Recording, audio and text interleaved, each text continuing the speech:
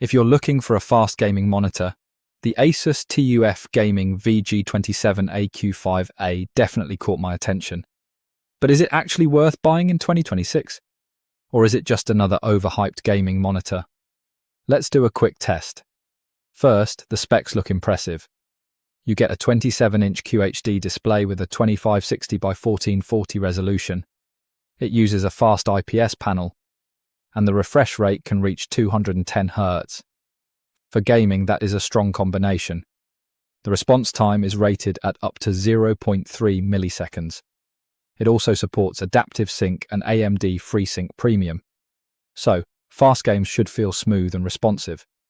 And honestly, the QHD resolution looks sharp. Colors are also a highlight. Asus lists 95% DCI-P3 coverage and 130% sRGB coverage. So this monitor isn't only aimed at competitive gaming. It can also work well for everyday use and content. But there are some things I don't love. The stand only offers tilt adjustment. There is no height adjustment. That's a little disappointing for a monitor in this class. The HDMI ports are also limited to lower refresh rates than DisplayPort. So if you want the full 220 Hz experience, DisplayPort is the better choice. So is it a scam?